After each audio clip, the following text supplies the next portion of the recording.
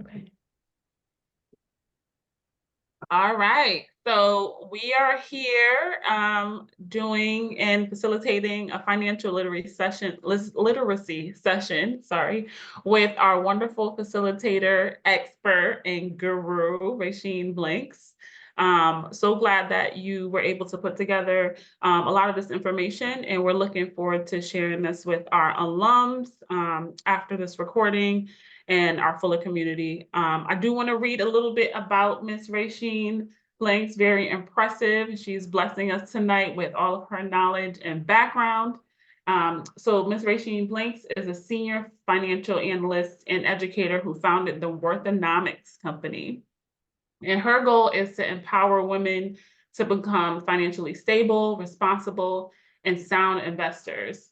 With over a decade of experience in money management, financial literacy, leadership development, process improvement, and business analysis, she assists women in achieving their financial goals. And so that's one of her goals tonight, is to make sure we're thinking about this, that we have more information, and that we're ready to invest. I do want to read a little bit about her experience. She works at Hartford Healthcare, right? She also has expertise in budgeting, investments, treasury services, corporate governance. She holds a bachelor's degree in health and science from UConn and an MBA from Post University, and also certification in alternative investments from Harvard Business School. So excuse me. And she also recently took second place in the pitch competition, also working towards starting an app, a fintech app, where users will be able to manage their financial insurance information all on one platform. And so, like I said, her ultimate goal is to empower women so that they can focus on, finances, personal growth, and financial literacy being at the center of her life. And so we are so grateful that you're here today to talk to us more about how we educate ourselves in this realm. I know you're an expert, so I'm going to be taking notes, and I hope that all of you will as well. So I'll hand it off to you, and you can do your thing. Thank you again. So thank you so much for that warm introduction and welcoming. I am so happy to be here tonight. Talking about money is one of my passions. So this is like really, up my alley. This warms my heart. So thank you and Maria both for having me tonight. And, let's get started.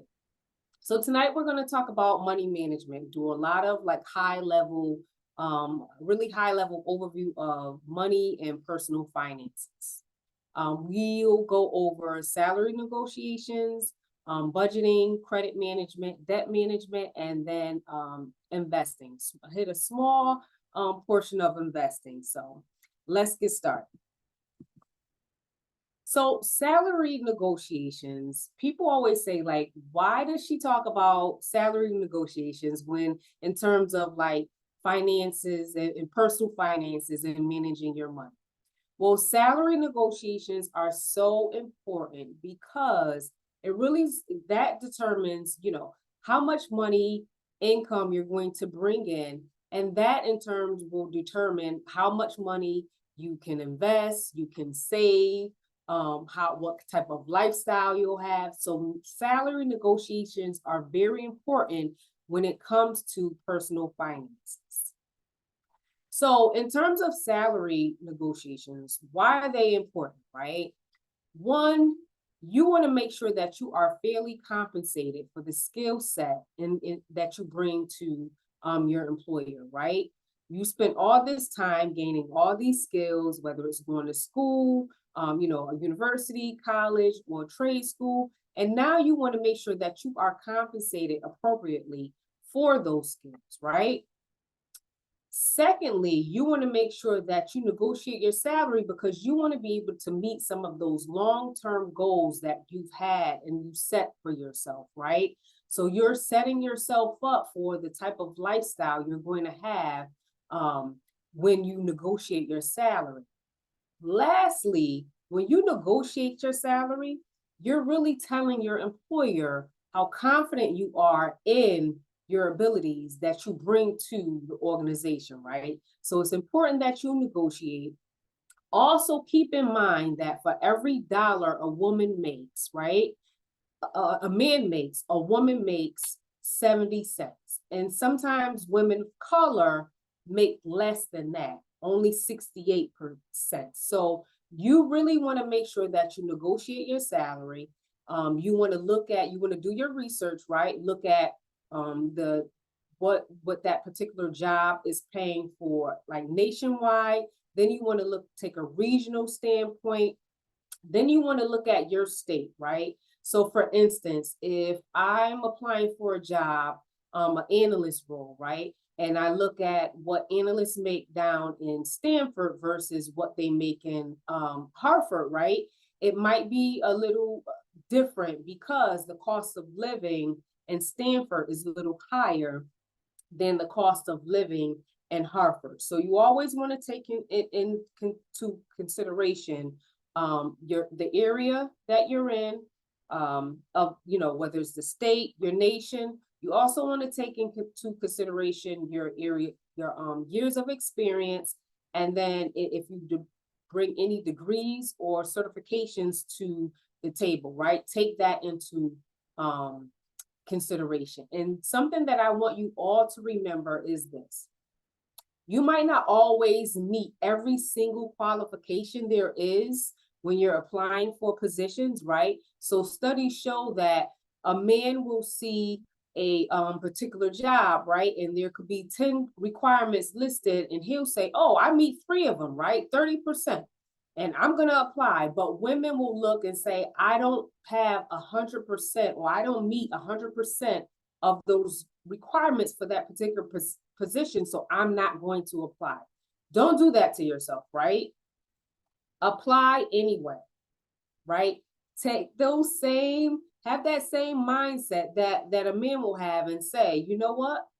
I have the opportunity to gain some on the job training. So make sure that you apply anyway.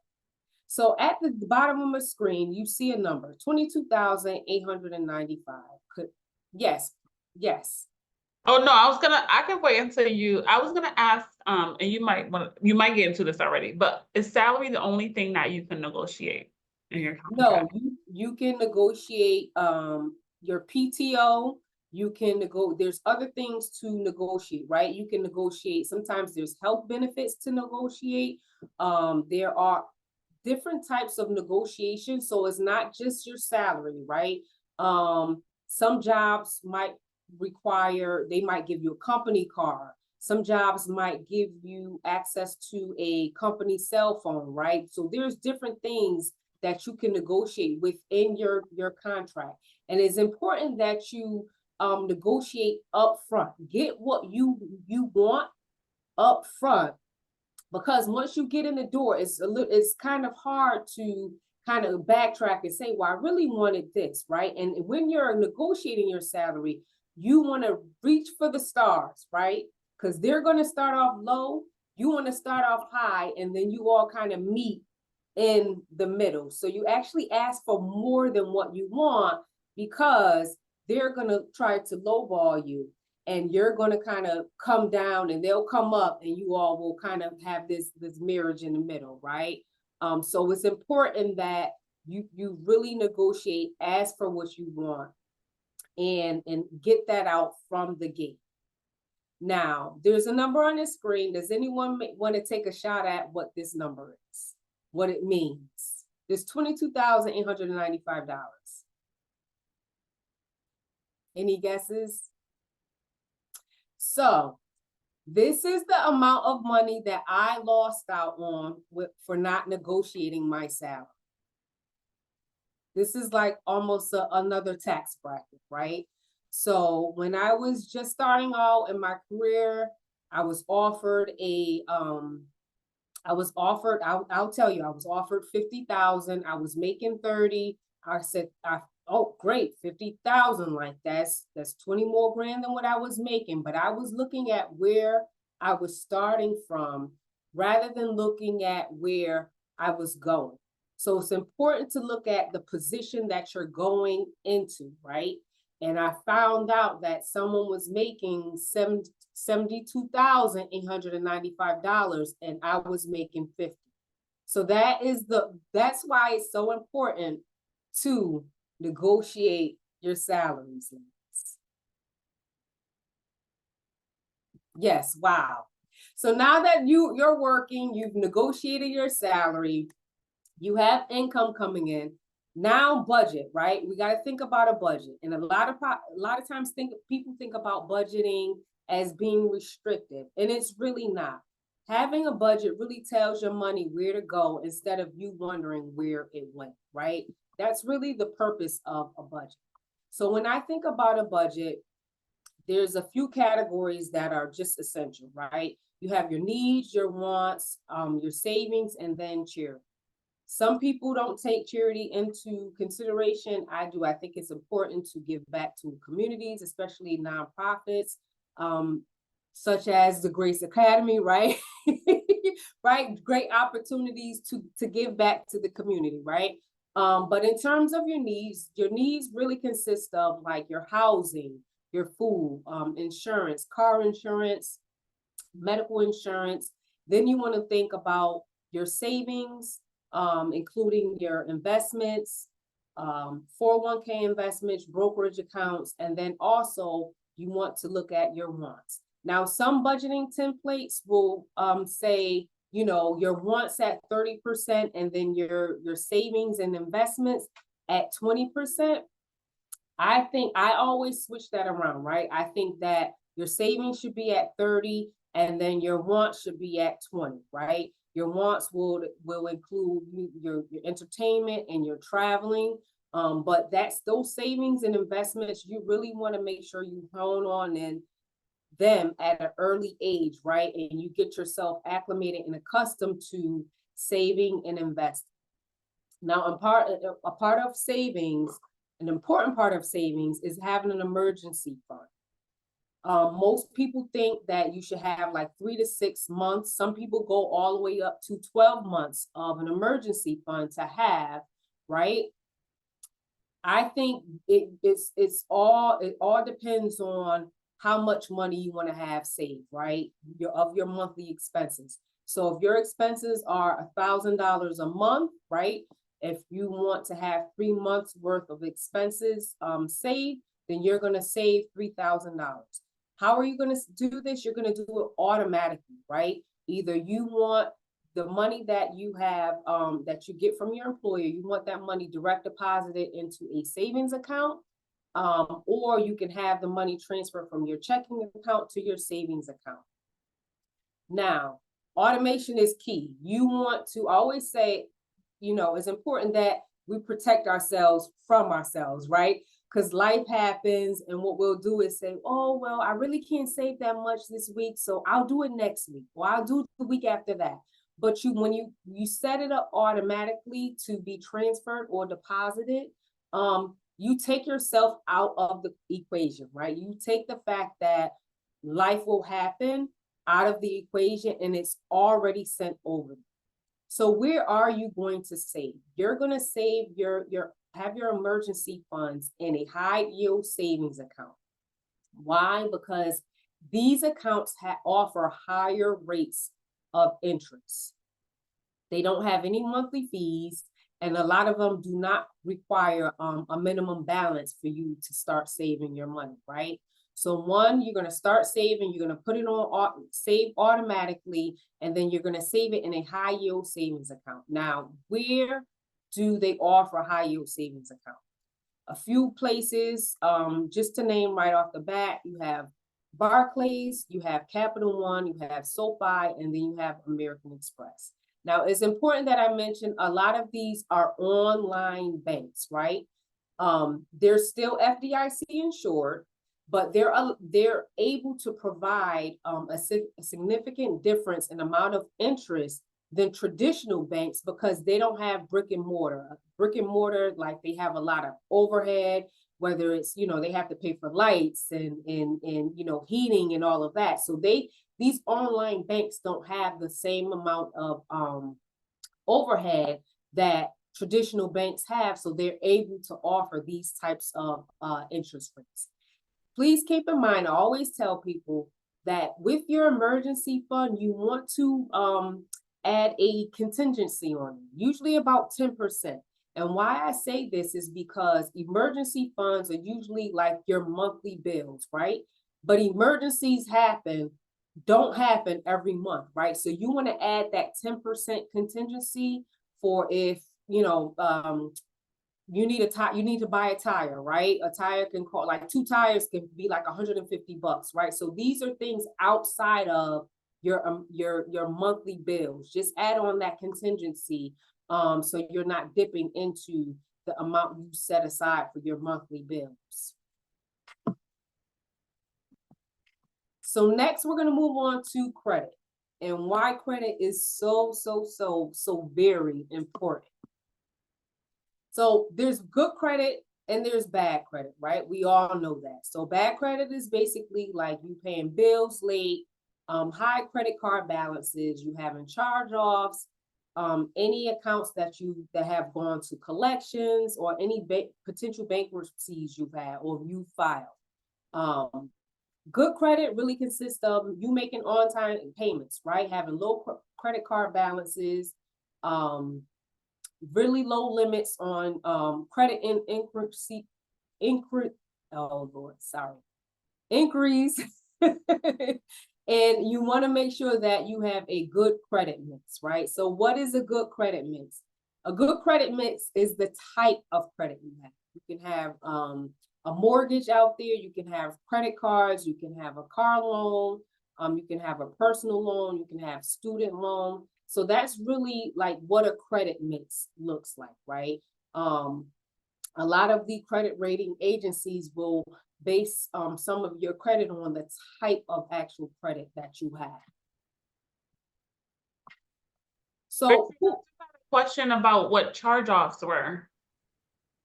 Charge-offs. So charge-offs are when it gets to the point where you have not paid a bill. I'll go back to that screen. You have not paid a bill and a company will just charge the bill off. And that on their books, it's like it's a loss, right? So I've seen some companies go to the point where they will issue a 1099 as in you owe the money, but you have not paid that money. So they've reported that to the IRS as you receiving income, right? So it's important that we pay things off on time. And if you cannot pay a bill, the worst thing you can do is like avoid people, right? It's so easy to pick up the phone. It's a lot easier to pick up the phone and say, hey, this is what I can afford to pay every month, rather than not paying it and ignoring, because now there's ambiguity as to, okay, what are they doing? We have no idea what's going. So things happen, right? Sometimes people lose their job, things happen. That's why you want that emergency fund, right? If you somehow become unemployed, you want that emergency fund, and you want to pick up the phone and you want to call people that you owe money to and say, hey, this is what's going on with me and this is what I can afford to pay. Does that answer your question? Thank you. Yes. And so who are the credit rating agencies? There's 3 of them, right? Equifax, Experian, and TransUnion. Really, your credit is based on, a good portion of it is based on your credit history, right? Your payment history. How well do you make your payments? Are you making your payments on time? I make it a habit to pay my credit card bill at least 5 days before it's due. I don't wait until the day is due, because you never know what could happen. If the company system is down and you go and you try to make your payment and you can't, it's now late, right? Because you tried to go on there, but and they don't want to. If their system is down, you can't call them up and say, well, your system is down. They might, give you some leeway, but you really want to make sure that you're prepared to pay your bill at least 5 days in advance. And I always say a good rule of thumb or a good practice is to automate things, right? So you want to have your monthly bills automated, set up where you protect you from you. You're sending that money right over there. You're going to practice the push versus pull method. So that basically means that you're going to set up in your bank, that your bank account is going to push the money out to the bills that you want paid, rather than having them come in and pull the money out. And why that's important is, you know, you're really taking control over when that money leaves your account, right? When you allow people to come in and pull the money out, they can come on the 1st, they can come on the 31st, they can come on the 30th, right? They can come on the 2nd. So you really want to take control of how your money flows, and you want to set up that automation to be pushed out to your bills to be paid. So the next really, like, that 30% of your credit score is based on how much you owe. And it's important that you really keep the credit that you used to the amount of credit that you have under 30%, right? Creditors look at that and say, oh, okay, you know, Rasheen, she's got $1,000 credit line, but she only used, you know, she doesn't go beyond a $300 balance, right? So it's important that you stay under that 30%, because in their eyes, you're not using all of the credit that has been allotted to you, right? So that's really important. If you have $1,000 line of credit and you use, you know, $990, they're like, oh, she maxes out her car every month, right? So they look at that and say, even if you pay it off every month, if it's not paid off in full by that statement date, which is really important, that's what's going to get reported. Not the zero balance you paid off. If it says $990 on the statement date, that's what's reported to the credit bureau. So you want to make sure that you pay it before the statement date, and you want to make sure that you keep that balance under 30%. It's really important. And for those of you listening, if you scan that QR code, that will give you access to obtain your free credit report, right? You're allowed one free credit report every year. So it's important that you check your credit report. You want to know what's going on with you. You know, that's your credit worthiness, right? When you go to apply for a loan, whether it's renting a home, applying for a loan, a car loan, whatever it may be, you want to make sure you know what your credit score is before you walk through that door or before you apply for anything, because that's going to determine the interest rate you're charged for borrowing money. So what if you don't have a credit score, right? Or what if you need to build up your credit, right? There's ways you can do that. If you open a credit card, and you have to be very responsible with it. It's so important that you're responsible with the credit card you open up. You can have a traditional one, or you can have a secured card, right? A secured card is basically you submitting a certain amount of money to that bank, and in turn, they'll take that money, and that becomes your credit limit, right? It's a way for you to build your credit before you actually have credit, or if someone is in the process of rebuilding their credit. You can also enroll in a credit builder program. There's different programs out there. Chime has one, Self has one, Experian has Experian Booster, which takes into account your rent payments, your car insurance payments, your light bill payments, right? These are all payments that you can use to help build your credit score and establish credit if you don't have credit. You can also become an authorized user. If you become an authorized user, you have to be so careful, right? That the person that you are an authorized user on their account that they have good credit practices, because whatever their credit is for that particular card now becomes your credit. So if they max out that card, and if you may not have spent a dime, but if they max out the card that has their name on it, that is now your credit as well. And I must mention this too. Co-signing. If you ever co-sign a loan, a car loan, if you get on a credit card with someone, a mortgage, anytime you become a co-signer, even if you were not the primary borrower, you are on the hook for that money. So please keep that in mind. And when you co-sign, really think about, if that's something that you can really be on the hook for, right? If you're financially, because you now become financially responsible for that. So please keep that in mind if you're going to co-sign for any loans for someone. Any questions? Okay. Now, God forbid you get into debt. We have to go through it, right? We have to talk about debt.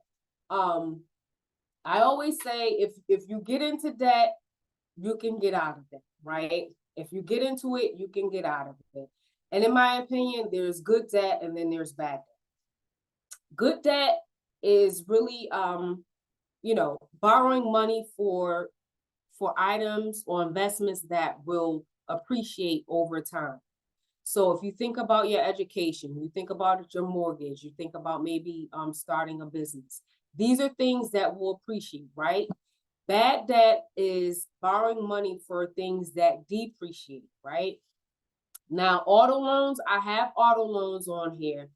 And the only reason why I have auto loans on here, because it's important, especially for young adults, anyone, but especially for young adults, social media might have you thinking that you need to be in a BMW versus a Honda. Right? Now, when you're just starting out, you might not be, your income may be very limited. And I want to warn you all from, going and taking, if you make, $30,000-$40,000 a year, please don't go and buy, get an auto loan for $60,000, right? It's absolutely nothing wrong with being in a Honda, a Hyundai, something that, you can afford to pay, right? That auto loan needs to coincide with what the income is that you're currently bringing in, right? Your auto loan should never be more than your annual salary. So please keep that in mind. Credit card debt is another form of, in my opinion, bad debt, right? If you can't afford to pay that credit card balance off at the end of the month, more likely than not, you might be living beyond your means. And then certainly, like cash advances and payday loans are considered bad debt. So please stay away from them. Please stay away from them. So I wanted to talk about student loans really quickly, because I know I brought them up. And really, a lot of times, student loans have a bad, rep and just a negative connotation associated with them. But if you really think about it, student loans they're an investment in yourself. And I know sometimes we think about like, oh, I have these loans, but you really, you took a step that you needed to take to invest in your future, right? So really, sometimes we have to change our mindset around what it is to actually have a student loan and, move from something that you have to repay, right? You do have to repay them back, but say, change that language to say, this is the step I had to take to invest in myself. This is what I'm doing to invest in myself. So I've taken out these student loans to invest in myself. That link is a link to a student loan forgiveness program. There's a lot of programs out there that's going on. There's programs where you can base your repayment off on your current income. So please look into these programs if you have student loans. Now let's get into investing. There's a few stages of like really building your wealth, right? When you're in that 20 to 35 age range, you're really going to be focusing on building your wealth, right? You're going to be focused. You might not make a lot of money, but it's okay because you really have time on your side, right? So your investment portfolio will really be heavily weighted on stocks versus bonds. And then as you get, closer and closer and closer to retirement, right? Your portfolio will get a little bit more conservative, and you'll start to come out, switch from stocks and start to invest more in bonds, right? These are essentially just some stages of kind of building that your wealth and how your portfolio will start to change as you get closer and closer to retirement, right? So what's the difference between a stock and a bond? Stocks are essentially you buying ownership in a company, right? There's ways that companies raise money, and these are the two ways that they can. So when you buy a stock, you're investing in a company in hopes that your investment that you spend, you're going to get a return on that investment, right? Whereas bonds are different. Bonds are you lending, it's a contract between you and a company, right? You're going to lend a company your money, and in return, what they'll say is, okay, for X, this amount of time, I'm going to pay you a certain amount of interest. And at the end of that time, I'm going to give you the money that you gave me back, right? So this next slide will kind of explain that, right? So here you have a company, they both need to raise capital, right? This is how they raise capital. Investor A, she wants to buy stock. So she's going to invest her money in that company. In return, she receives stocks or ownership in that company. Investor B is going to loan money. And in return, she receives bonds, right? Bonds, she's going to get some interest income from that. So if she gives that she buys $1,000 worth of bonds, the company says, oh, we pay 10% interest. So she's going to get $100. Sometimes it's quarterly, right? Every quarter for that money that she's lent them. And then when the time is over, so that contract, sometimes it's a year, sometimes it's 2 years. When that contract is over, the company is going to give her back her $1,000. So really the choice is yours on as to how you want to invest. You can buy a combination of stocks and bonds. You can buy just bonds. You can buy just stocks. You can buy ETFs, which are exchange traded funds. And basically it's a basket of stocks that a fund manager has picked, and you're actually investing in that fund. And within the fund, those stocks and bonds are contained in that. So these are some of the ways that companies, raise capital, and these are some of the ways that you really can get started investing.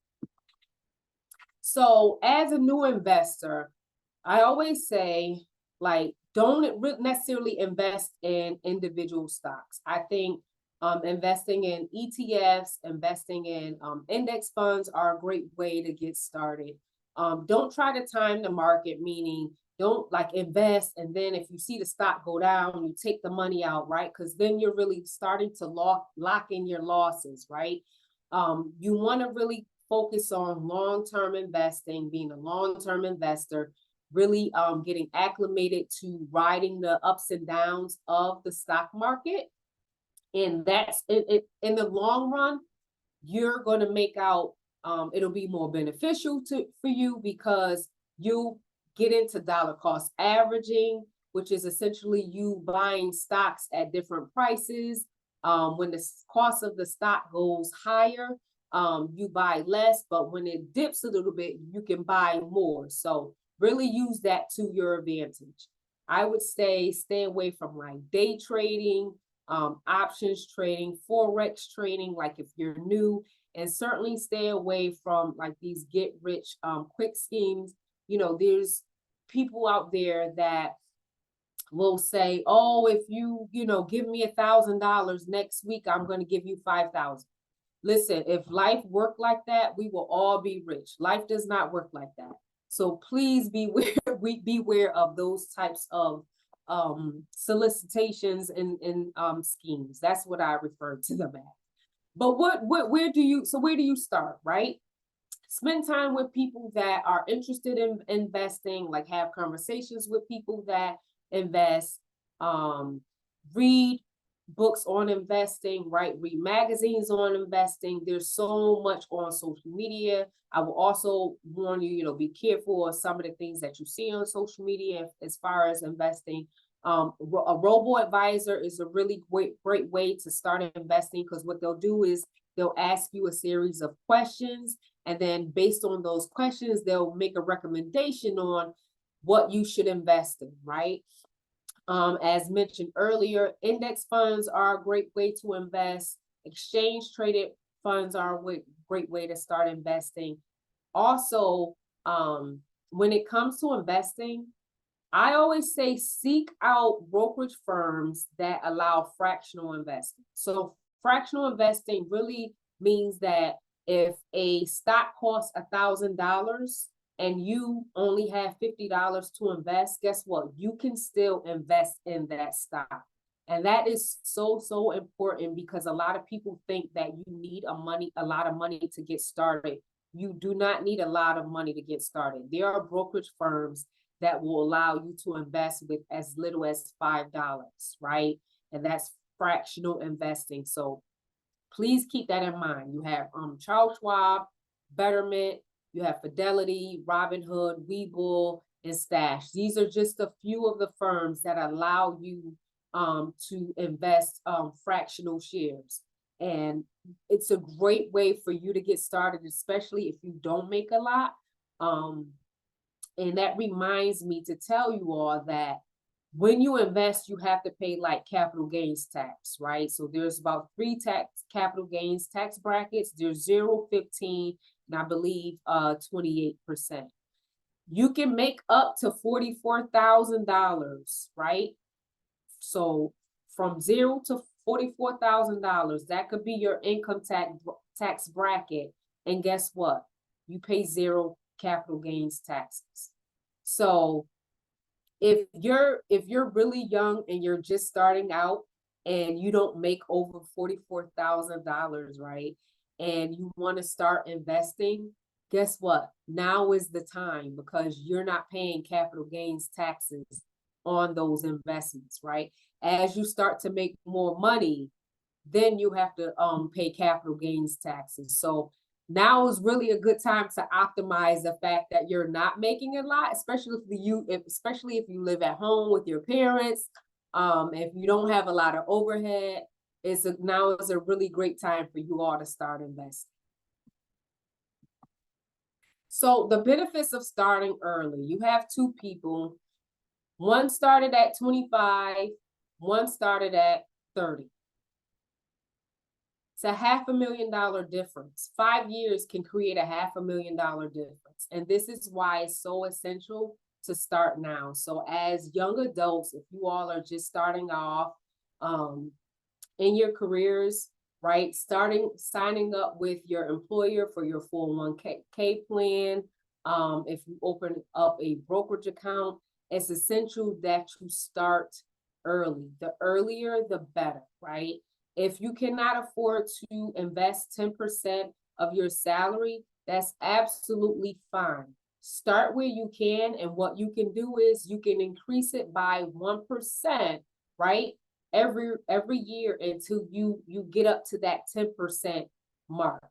But it's really essential and important that you start now. And I know retirement seems like, oh my God, that's years and years away. Why is this lady talking about retirement now and I'm 22 years old?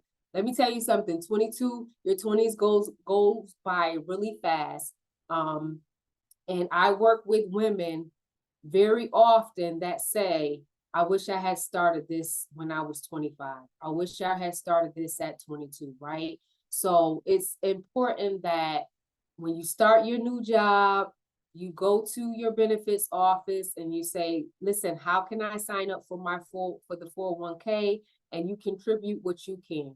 The goal is to save as at least 10% of your income. And if you can't start at that 10%, like I said earlier, start where you can and then increase it by 1% every single year until you meet that 10% marker, right? Any questions? Rasheen, I've heard about something like an employer match. Mhm. Can you talk a little bit about that Absolutely. benefit?